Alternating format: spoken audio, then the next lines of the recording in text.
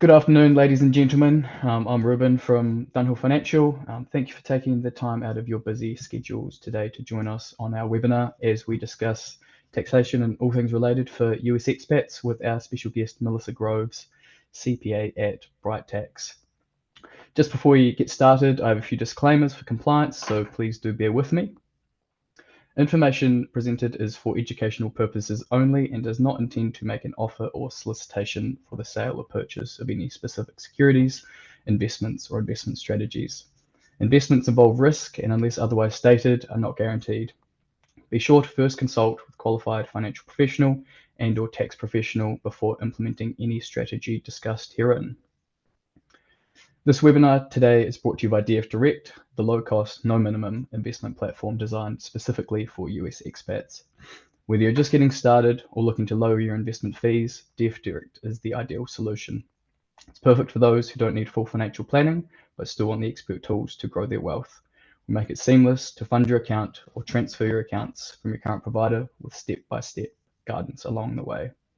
If you have any questions or you're ready to get started, you're welcome to email me on ruben@df-direct.com. And without further ado, I'd like to hand it over to my colleague Brian and Melissa. Thank you, Ruben. Welcome, Melissa. It's so good to have you. And you're coming in from Germany. Tell us a little bit about yourself. Sure. I'm a CPA. But no, I'm a tax professional. I've been doing US taxes now for 17 years. Predominantly, or before the last 5 years, I worked mainly with domestic companies, so US individuals who were small business owners doing their filings in the US. The last 5 years, as I became an expat myself, I started working a lot with expats. And here at Bright Tax, we serve US expats. We also have taxpayers or clients who are not just US citizens or green card holders. So that's what we work with: US citizens, green card holders, and non-Americans who have a US filing obligation. Brilliant. Well, of all the things that you've learned over the last 5 years of dealing with American expats, what have been the biggest challenges that every expat should know before they make that leap to move out of the United States? That you still have to file your tax return when you're outside of the US.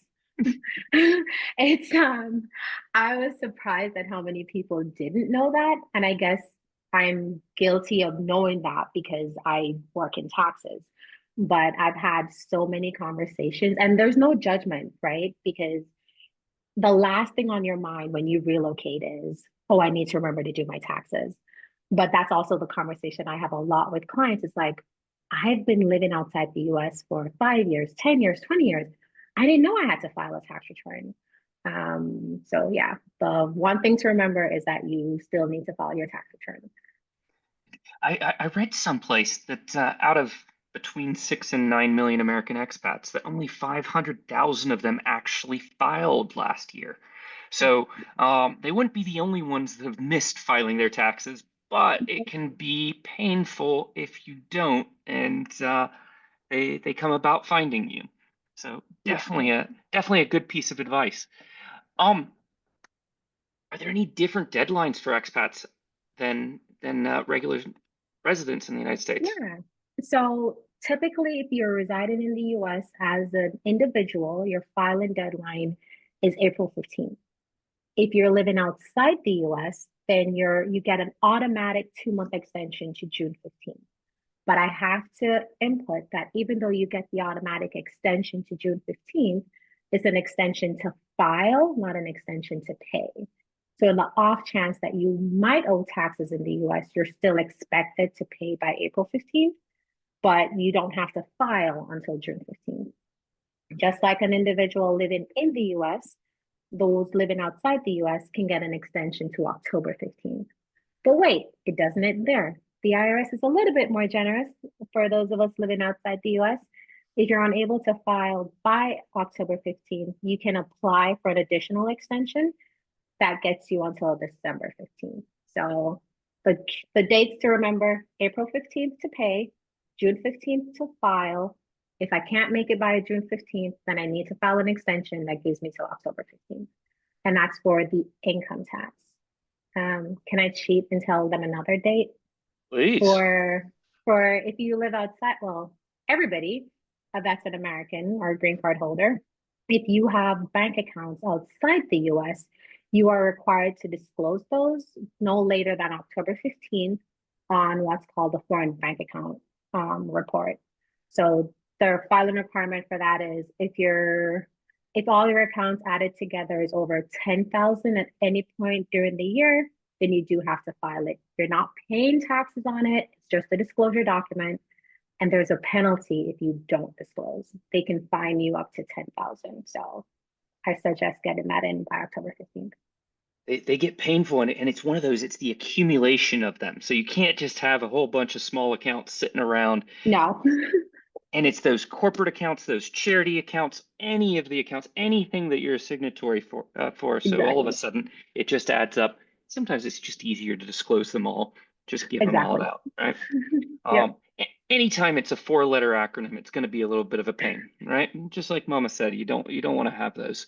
You don't want to have to deal with those.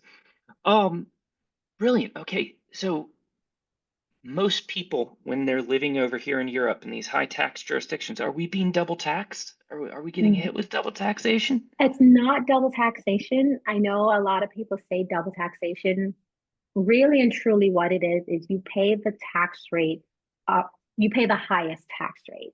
So that's the best way to think of it. So for those of us living, especially in Western Europe, where the tax rate is higher than the US, you end up paying the tax rate in that country. So if you're in the UK, you're probably paid more in the UK than you would pay to the US. So when you have to file in the US, you're just disclosing your income. You're saying, hey, IRS, hey, US government, I made this much in the UK. Here's the taxes paid to the UK. And then you apply a tax credit to offset the US obligation. So it's not really double tax. It's just you pay whoever has the highest tax rate. Double bureaucracy, in other words, a lot of times. Exactly. So we can play with these double taxation agreements as well of where we actually owe the money. And that's going to define, well, 9/10 of what we need to know. And so it's only little parts that are going to be subjective. You know, those sometimes those pesky 529 accounts or such that are never inside of the double taxation treaties drive both me and you crazy of, well, how do you define it if nobody's defined it, right? Right. Tax credits versus FEIE. Good topic. Any thoughts on what we should be doing? Depends on where you live. So if you live, that's you guys' favorite word. Any account? It depends. Your favorite word depends. It depends. Actually, in grad school, you would get a point for starting with it depends. But now you need to follow up what it depends with. So FTC or foreign tax credit versus foreign direct income exclusion. It depends. It depends on where you live. If you live in a high tax country, then foreign tax credit 9 times out of 10 makes the most sense. If you live in a low tax or no tax country, then the foreign direct income exclusion makes the most sense. But then there are other things to consider, which is why it depends, because depending, there it goes, on what you have going on in your personal life, you may want to weigh one over the other. So somebody in a low tax jurisdiction might go, foreign direct income exclusion is great. But if you want to contribute to a retirement account in the US, well, you need earned income. So if you use the foreign direct income exclusion to remove your earned income, now you've lost the ability to fund a retirement account in the US. So it's a matter of what's important to you and what makes the most sense. That's a big one, but also sometimes having those credits, because they don't expire for 10 years, all of a sudden you might have a big event that you know is coming up in the next couple of years, and piling up those credits is going to be very advantageous from a financial planning vantage point. Hence, connecting your accountant, Melissa, with your financial advisor to be on the same tack is so significantly important. Otherwise, you might miss something. Exactly. We've already talked about FBARs and FATCA. These are some interesting filings that can be cumbersome, Yes. but essentially, you just need to have a strategy for them, right? Yeah, so my recommendation for that is so depending on the bank account that you have, there's some accounts that it's easier for you to see what your highest balance is in the app. For those that don't have that, I usually tell my clients, think about when you probably had a huge deposit that went into your account. But if it's a regular checking account where you get your salary in and you're paying your expenses, then your highest balance is most likely going to be around a period when you got paid. So focus on that time period. It's the highest balance in the account, the address for the bank, the account number for the bank. So that information stays the same every year. Now you just need to focus on the highest balance. That nice little computation of the daily operation in the Excel spreadsheet. Yeah, it comes in handy. But keeping balances in the US actually can be very helpful for not having to file those in the long run. You already said the biggest mistake people make is that they don't file their taxes. Mm-hmm. Any other big mistakes that people commonly make on their taxes that we should be aware of? One I see often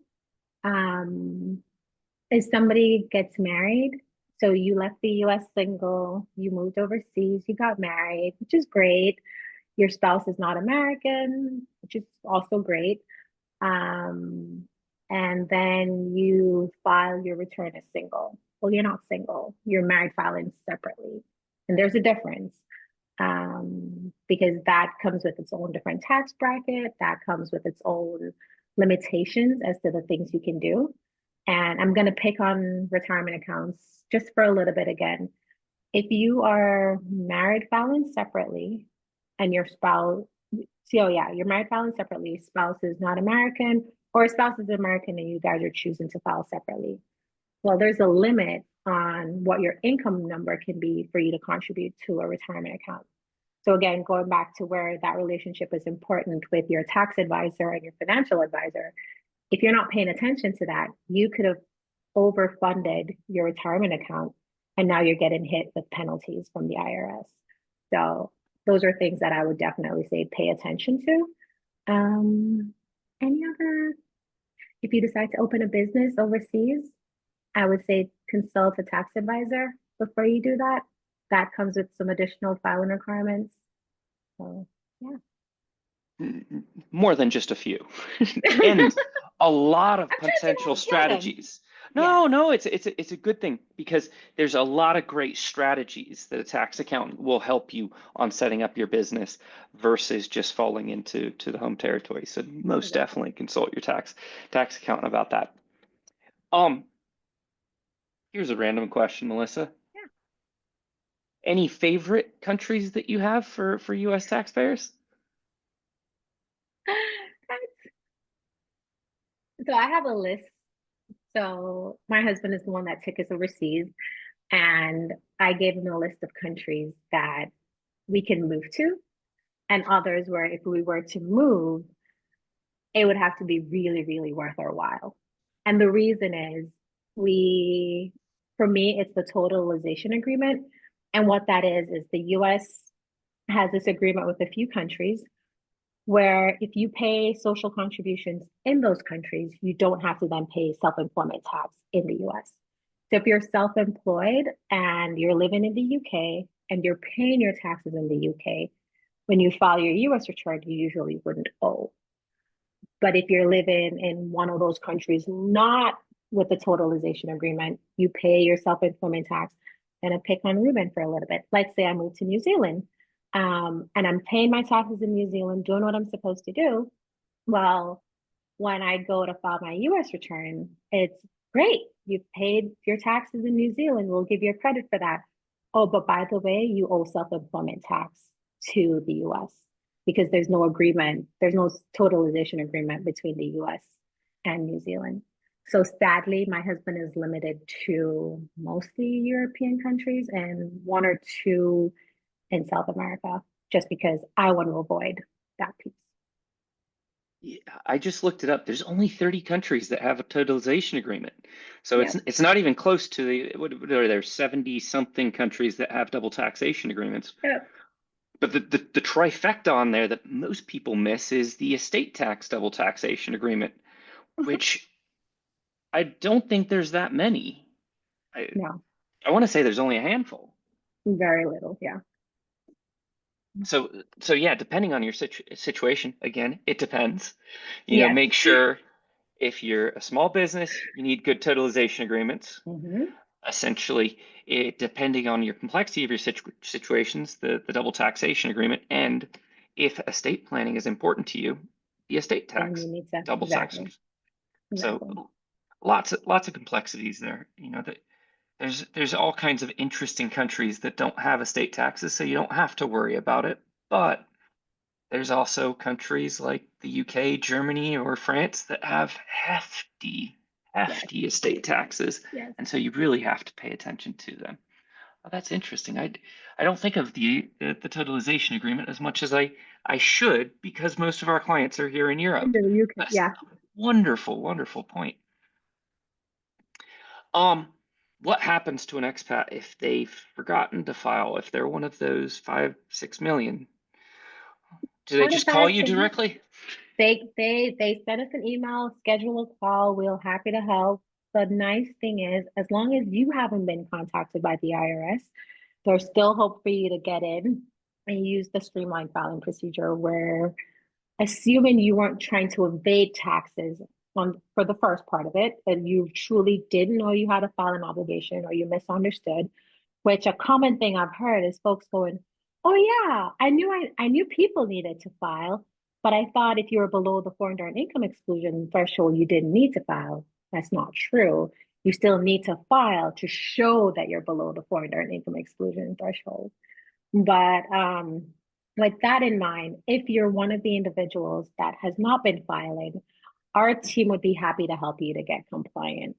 To get started, you need to file 3 years of delinquent tax returns, which as of right now, that would be calendar year 2023, 2022, and 2021. So the US is calendar year for taxes, unlike the UK, that's April to April. So 23, 22, 21, those would be the 3 years that you'd need to file to get caught up, plus 6 years worth of foreign bank account closures. Brilliant. Tell us a little bit more about Bright Tax. Bright Tax. What an amazing place to be. And I'm not just saying that because I'm there. It really is. Um, we have a dedicated team of tax professionals, CPAs, enrolled agents that will support our clients in getting their tax returns filed. We do some advisory. Actually, let me be clear, tax planning, not audit advisory. That's not our thing. But we're tax professionals that want to help as many filers as possible. We want to be, your story is our story, is what we say. Most of us are also expats. We do have a few team members that live in the US, but majority of us are global. So we get it, especially those that are Americans. You have to file in the foreign country, you have to file in the US. So we get it, and we want to help. Brilliant. What questions did I not ask you, Melissa, that I should have asked you? Hmm.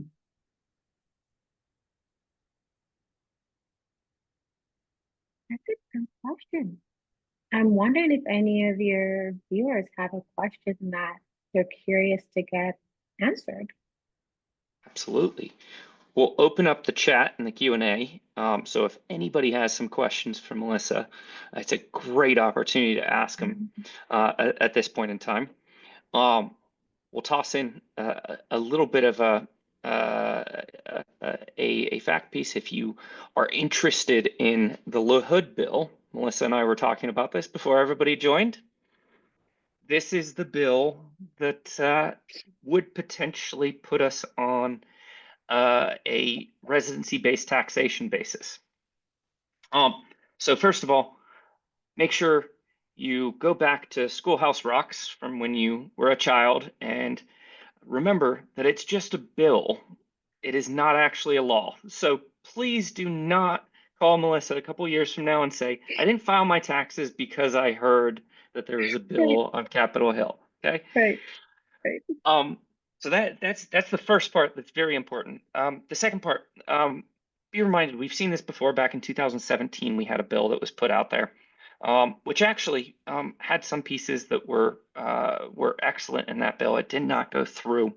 LaHood is looking for somebody across the aisle to potentially sign it from the Democratic side. Until it becomes bipartisan, I would say it's going to be a little bit of a struggle. That being said, I don't know about you, Melissa, but my politics, selecting politics are horrible. So if I'm saying that it's struggling on something, that might mean it's just going to pass right on through. Any general thoughts on the bill? I would advise anybody listening to make sure you still file your tax return, because until the bill becomes a law, you still have an obligation to file your tax return. So if this does pass and you guys put us out of business, I'm joking, we won't be out of business. But assuming it goes through, then that will be effective for the upcoming tax year, not the current one. So 2024 and the years before would still need to be filed. Absolutely. Brilliant advice from that vantage point. Like we said, most people don't actually owe tax Correct. when they live abroad. I mean, Correct. I'd say in the 90 upper You have a percentile. filing requirement. It's not necessarily that you have to pay. So I like to clarify that. I like to tell folks you have a filing obligation. You don't necessarily have to pay taxes. Absolutely. Oh, I like this one. Can you speak to any common mistakes non-working retirees make with respect to taxes and tax filing? That's a good one. Let's see. Retirees, non-working. So, oh, go ahead, Brian. Well, I might jump on one of these that I'm seeing more and more of. And this is not from the tax vantage point. I will give you a chance to think about all the ones on the tax vantage point. I'm seeing more and more people take out U.S. annuities as retirees and then moving abroad. Now, an annuity, if it's actually a fixed annuity, is going to pay you out a regular distribution regularly, but it's going to be in U.S. dollars. And the US dollar has been going up for the last 15 years. But no matter what you think of this administration, Donald Trump would like to see the dollar go down in value because it will increase US GDP. If he's successful in that, if you have a fixed annuity, you're going to get less of your currency than you got before.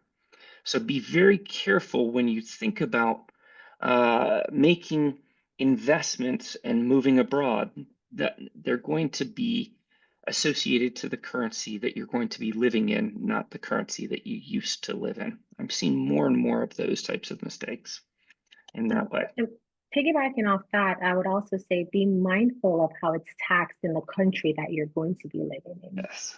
Because how it's taxed in the US isn't necessarily how it will be taxed in the foreign country.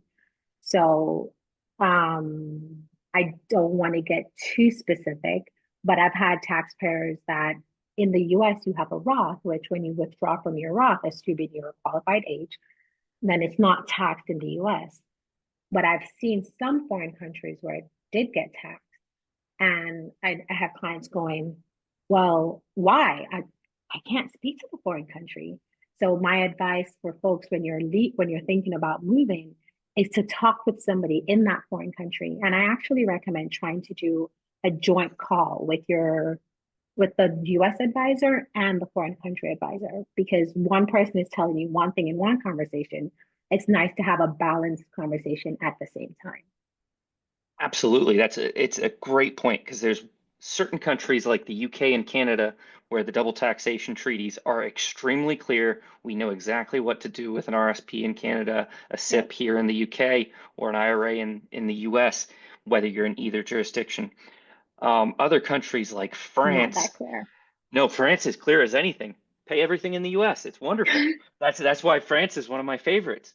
But some countries like Spain or Germany, they're tough when it comes to how they're going to tax things. So you might want to look at strategies of potentially reducing that, or maybe having a year of traveling around the world to get money out and wait to get into those countries before you take out distributions.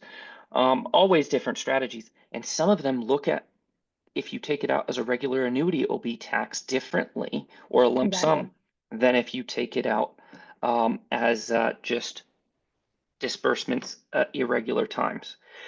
So always look at that double taxation agreement. Always strategize before you get to the country. That's the best piece of advice. If I could go back to the start of the segment, I would say strategize before you leave the country. Absolutely, absolutely. We've got a few great questions in here. I like this one.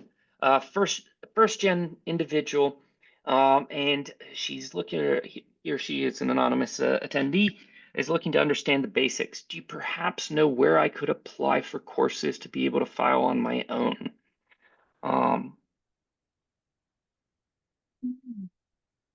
I know there are some companies that have like the equivalent of like a TurboTax for expats. I can't tell you what they are, but those are there. Um, of course. You probably just gave me an idea for something we can probably start doing in the future. Absolutely.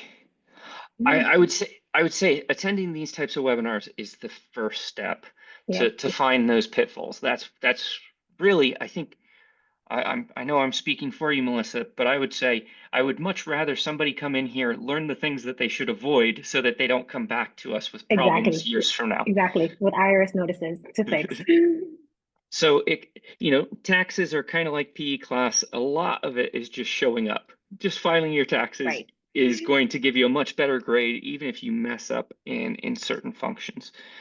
For the majority of people, when they can take the FEIE, that's going to be that easy segment.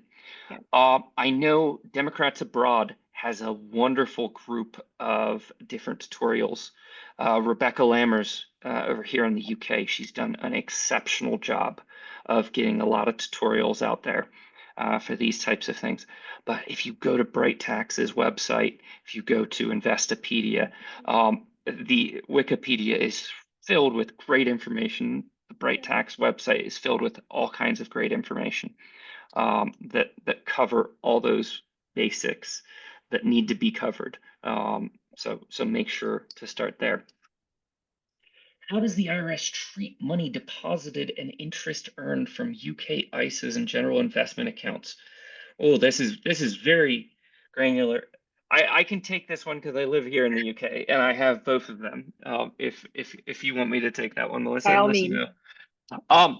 So essentially, the double taxation agreement between the US and the UK is going to state that you owe all your taxes here in the UK, including any of those passive taxes, which mean the general investment account should be taxed here in the UK, and you should be able to use that credit that Melissa was alluding to earlier to offset any tax owed in the United States. If you have an ISA, this is where it gets into the weeds. I'll answer the tax question second, but I'll answer the question that I want to answer first. First of all, make sure that you don't have any UK funds in there. So you can have individual stocks or individual bonds or cash, but don't have any UCITS in there that are mutual funds. Otherwise, you'll end up having another 4-letter acronym.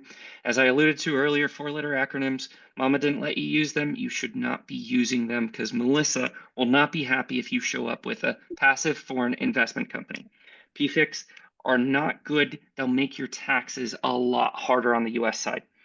The double taxation agreement between the US and the UK has no provisions for the ISA. So you'll be fully taxable in the US, which means if you have those PFICs, you'll have to declare them all on the US side. And I guarantee you'll end up taking on more taxes than you saved by having it in an ISA wrapper. If you have individual stocks, individual bonds, or cash, which we manage those types of ISAs for individuals, then you'll be fully taxable in the US because you didn't get taxed in the UK. That's the addendum to the double taxation agreement, which, Melissa, I hope nobody ever has to read that except for you and I.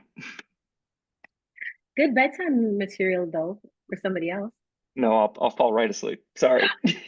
I'm glad there's people like you that help interpret these things.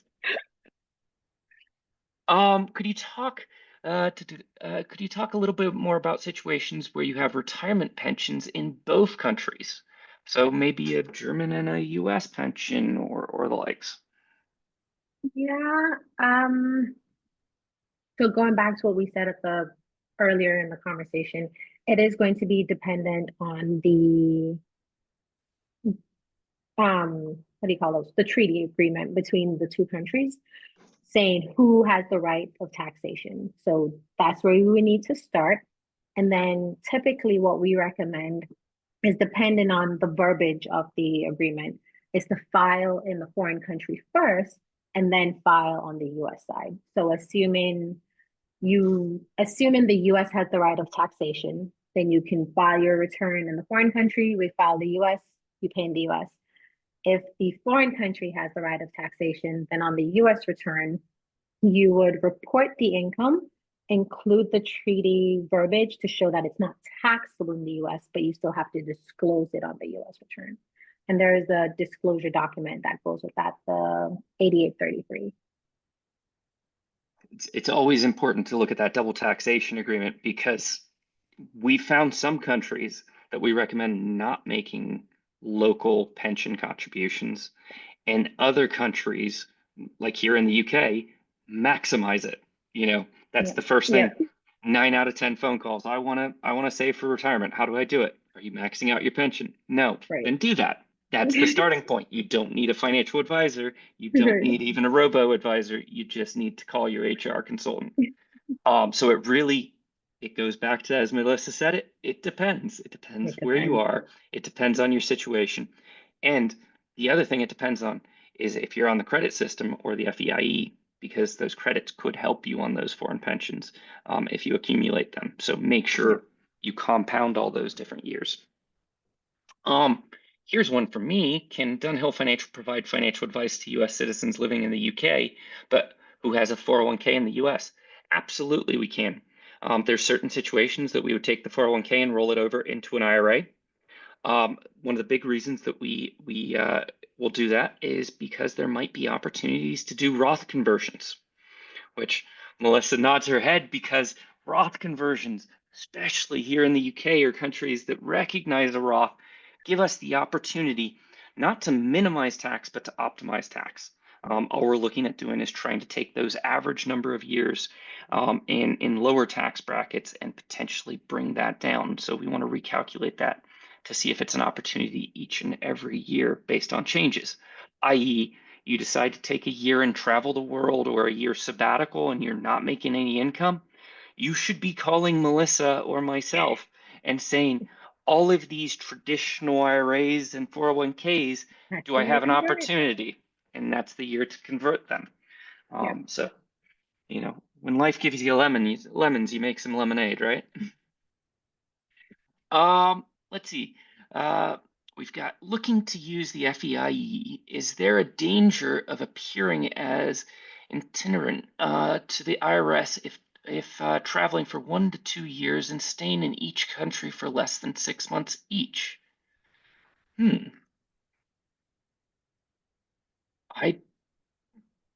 I'm not sure what that's alluding to. Do you? Me either. No. Because not- for the foreign, I'll do what you did earlier. I'll answer the question I want to answer. It's always more fun, isn't it? Yeah. For the foreign income exclusion, there's 2 options to qualify for it. You can be a bona fide resident of that foreign country, or you can use the physical presence test. The physical presence test says, I'm outside the country for at least 330 days out of a 365-day window. So it doesn't matter if I was six months in Germany, 6 months in Thailand, 6 months UAE, 6 months UK. It doesn't matter as long as you were outside of the United States for 330 days. Now, if you're 6 months in another country, you might want to figure out if you're going to end up being responsible for taxes in that country. But from a US perspective, it doesn't matter if you're traveling, country hopping, as long as you're not in the United States. Brilliant. Again, so it always depends. Right. So Teresa asked a nice question about France. She said, you mentioned France in passing, which is where I'm planning on moving. Can you touch base on why you said you liked France and French tax law? I can go on and on about France. Do you want to start us off, Melissa, or? No, I'm going to leave that one with you. Perfect, perfect. Well, okay. So first and foremost, we actually just had two gentlemen join us from Harrison Brooks. We bought their company over in France, so we now have an office in the south of France, which means hopefully I can improve my tan a little bit and enjoy all those aspects down there. But for years, France has been one of our favorite markets for especially retirees. The main reason is dating back to the 1970s, the double taxation agreement basically states that any place that your income comes from is where it's taxed. In other words, if you have a US retiree that moves to France and they're receiving Social Security, a US pension, IRA distributions, and individual stock dividends and capital gains, all of those would be taxed only in the United States and only reported in France instead of the other way around. US tax rates tend to be quite low. And if you have somebody that actually, say, goes from the 43 states that have a state income tax and maybe stop off in one of those no income tax states like Florida, Texas, Wyoming, Washington, and they move over to France, they could actually be paying less tax in retirement living in France where they've got medical coverage than they would back in the United States. They won't be discriminatory towards Roth IRAs or traditional IRAs. You can do your Roth conversions and everything else because it's all taxable in the US. So it won't drive Melissa crazy that, oh, we have to get everything out of the traditional IRA before you move there, or we have to redistribute this as regular annuity payments. It becomes easy to strategize from those vantage points. Those are all the good news pieces. The struggle is sometimes most broker dealers do not work in France or Italy. So it doesn't matter if you're a Schwab, Fidelity, Wells Fargo, UBS, Merrill Lynch, none of them will work in France. We have 4 carriers that we work with in France, depending on your situation. So it's a country that we really enjoy working with, and we really enjoy getting down into the nitty-gritty details of the double taxation agreement. I read somewhere that the IRS might look at is trying to avoid tax if under, I guess that's 183 days instead of 1,803 days in each country. I'm curious where you saw that. Yeah, I know what you meant.